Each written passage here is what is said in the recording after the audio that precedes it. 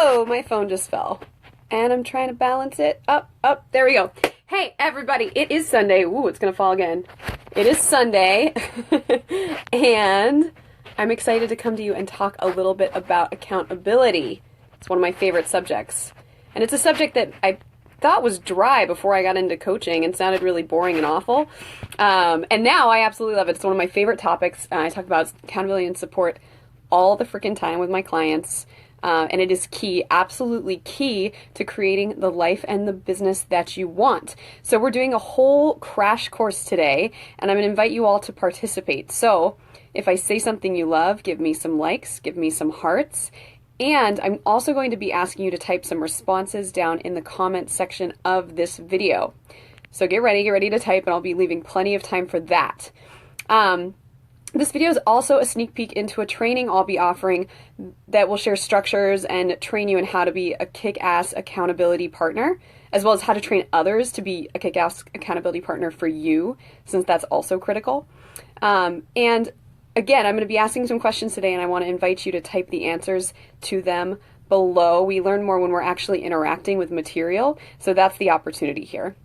Also, if you think that anyone you know would benefit from this, if there's someone that you would love to have as an accountability partner, hello, Claire Byers. If there's someone you would love to have as an accountability partner, if there's someone that you think would really benefit from learning more about what effective accountability is and how to create it, please either share this video or invite them to the Thriving Creative, which is the Facebook group that you are on now. So, without further ado, here we go. And the first thing I'm going to talk about is why in the world you should create accountability with others. Because I find that a lot of people come to me and they've tried to create accountability in the past, and maybe they're a little bit jaded and they don't know if it really works. And the response I have to that is that we can actually get in there and adjust it and make it really work for you. A lot of people have never really had any training in how to create effective accountability structures. So, why do we need them? First of all, our resistance to what we must do to level up our lives can be fierce, seriously fierce. It can cause us to procrastinate. It can cause us to get inexplicably exhausted when we sit down and try to do work. It can show up in all sorts of ways.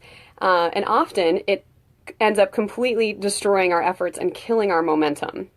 So another way that you can think about resistance is this idea that Gay Hendricks, who's an amazing coach and author, shares about the upper limit. And put simply, the upper limit problem is the way that we sabotage ourselves when we've reached success, but I'd assert that it also happens as we're trying to create a new level of success in our lives, since that can be a really confronting process. And when we're left to ourselves, and we're trying to create success all by ourselves in our lives, oftentimes the things we need to do don't get done, and no one ever knows, and we don't create those new results that we really want.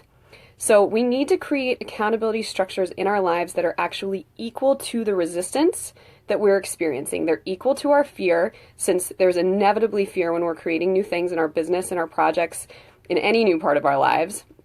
And we need to do it because otherwise those things slip through the cracks. We wiggle out of our commitments and no one even knows it's happened. If you resonate with that, give me some likes, give me some hearts. I know that's true for me.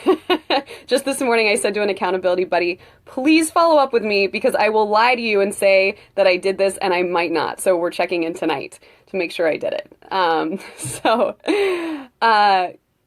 The other thing is that community, quality community, that's the caveat, is shown to improve resilience. And when we're working on the big thing that's next, we need resilience. Inevitably, we will fail, probably multiple times in a day. Inevitably, we're going to fail. Things won't work out like we planned. Something will take longer than we think it will take. And it's totally normal to want to give up. Totally normal to want to give up. It doesn't mean we should, but it's a totally normal experience. Becky, you guys, Becky Augustine is watching, and she is like my prime accountability partner right now. I just shared that I said to you this morning that you should check in with me because I would lie to you and tell you that I was going to do something. So welcome to the show. And I want to hear what other values you all see in accountability. So type them below. Why is accountability important to you? How have you used it? And what value have you experienced in effective accountability structures? So why is accountability important to you? How's it supported you? What do you see? And I'll give you guys a second to type. Type in included. Okay. So accountability is invaluable, and when we don't know how to create it, it often doesn't work or it drops off. So I'm sure you guys have had an experience where you got into partnership with somebody and you set up this accountability structure and 2 days later it was totally gone, right? It didn't work.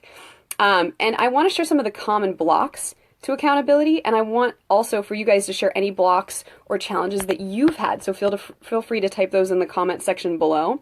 So I'll just go down the list. Block number 1, not knowing.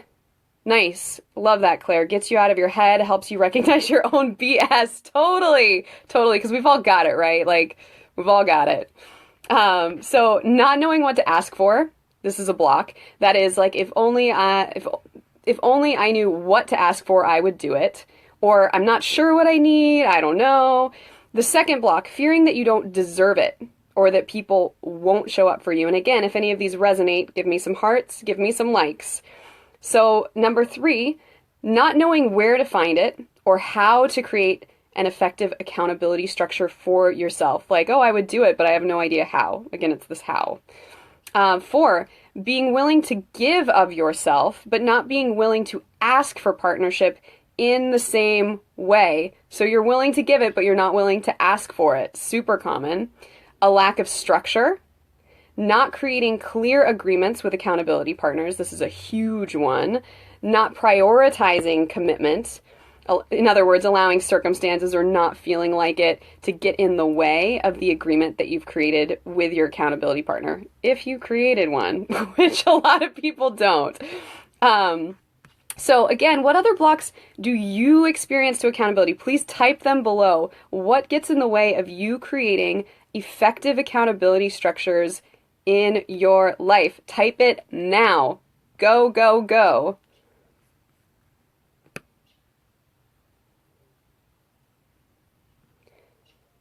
Okay. So another shortcoming is sometimes we don't know what to look for in an accountability partner. So I want to share a few things that I look for when I'm looking for accountability partners. Number 1, someone who has integrity. They do what they say they'll do by the time they say they'll do it. Now, nobody's perfect, right? Like, we've all, not done that at one time or another, but I'm talking about those people who are generally reliable in your life. That friend who shows up 30 minutes late for every single meeting, that's not your accountability buddy, even if they're really great, even if they're your best friend, even if they're hilarious, they're not your accountability buddy. It is not necessary, but can sometimes be beneficial that your accountability partner is working towards something important, because they understand why accountability matters, and they also stand to gain something from the partnership. So even if it's just the opportunity to be closer to you, to build your friendship, because having an effective accountability partner will bring you closer to someone else, that's still something in it for them. So we want to create an accountability partnership that's actually mutually beneficial in some way. Number 3, and for the people that just joined, we're talking about what to look for in an accountability partner. They're resilient in the face of setbacks. So there are going to be days that you miss this accountability meeting. There are going to be weeks that you miss this accountability meeting. You'll forget to check in with each other. Stuff will go wrong. They'll piss you off. You'll piss them off. It's okay. But for that reason, you want to make sure that you choose someone. Yay, Becky. You want to make sure that you choose someone that is resilient in the face of setbacks, right? Number 4, they're committed and honest. So one of my favorite accountability partnerships, and this happened very recently, is around me processing some really deep sadness that I have going on in my life right now. And I knew that to process it in a healthy way, I'd need to be with it. And when left to my own devices, sometimes I just go, and I forget to check in. So I really needed some kind of accountability to support me in my own well-being. So I created a new agreement with Accountability Buddy, and I talked to her every morning. And she led me through this guided meditation to be with my feelings, and it went great for a while. And then one morning, I just did not want to do it. I did not want to show up to the call. So I called her and said, I'm having so much resistance to this right now. I really don't want to do this. My brain is telling me I don't even need it, and I'm fine. And I know that we chose this structure for a reason. We chose it for a reason because I knew I would resist it. So let's do it. So I chose to be honest and committed, that magical combination. And we laughed about it because this is exactly why we need accountability. This is exactly why we established the agreement beforehand. And in that session, I actually cried and I processed a lot, which just would not have happened if, I hadn't just talked about my resistance and we hadn't committed and done it anyway. So, so this is the time for you to hop in, guys. What do you think is important in an accountability agreement? Type below, please. What is important to you in an accountability agreement and with an accountability partner? Do accountability partners need to have similar goals? Are there pros and cons to have overlapping or different interests? They don't need to have similar goals, no. So as long as both parties stand to get something out of it. And again, for that person, maybe it's just to have a closer relationship with you, Claire. Maybe it's a friend of yours that's like, oh my God, what a great opportunity to support you so that someday like you can support me, or because I just love you so much and I want this opportunity to be there with you. And we'll talk a little bit more about how to create accountability, effective accountability. But in short, no, they don't need to have similar goals. Cool. So again, typing below, what's important in an accountability agreement for you? And have you found anything that does not work in an accountability partner? What has worked and what has not worked?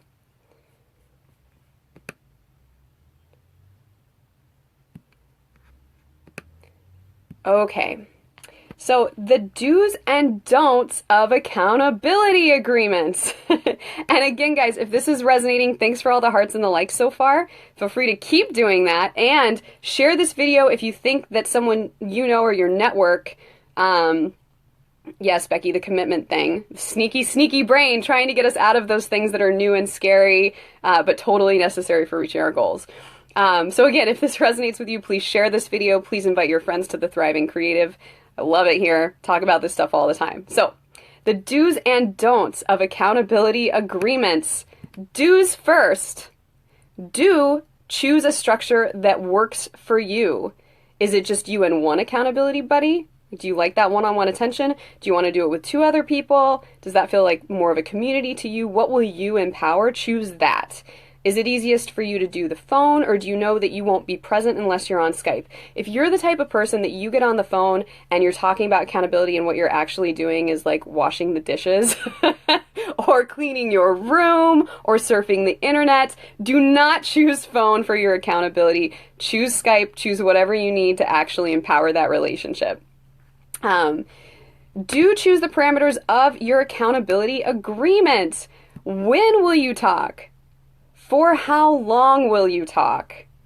How long will this partnership last? Are you committing to do this for just a week? For a month? Until further notice? Really empower the structure so that you know when you are falling within it and you know when you need support and you guys are out of integrity. Do honor those parameters. Otherwise, you will create frustration and burnout. Do follow up the night before you connect, especially as you're getting your accountability sea legs. Help each other. Remember, you both need to own the partnership 100%. This 50-50 stuff is total bullshit. It doesn't work. 100% ownership on both sides. Do, speaking of which, take equal responsibility for making it work. If your partner doesn't call you, call them. Don't sit there and wait for them to call you. If your partner does not call you, call them. If your partner misses a call, Sarah Armour, welcome. Good to see you. If your partner misses a call, look at how you can both be responsible rather than making it your partner's problem. So I'll give an example of this. I had an accountability partner who missed 2 weekend appointments in a row. And initially I got really upset because my weekends are my sacred time. Normally I'm taking care of myself. And this person was standing me up, but that was totally not productive and not in service of me or her or accountability structure. So I took a look at how I was at fault. And the truth is I wasn't following up the night before.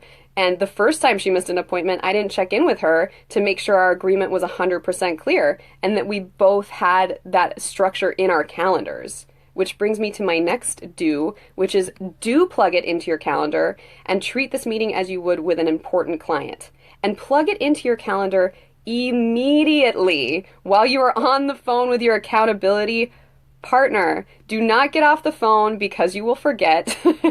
Maybe not everyone, but a lot of people will forget. Becky, lots of hearts for that one. Yeah, you'll forget. So do it while you are on the phone together. Do err on the side of it being too much, because too much accountability is better than not enough. So I always share that in my business, I have a check-in every day.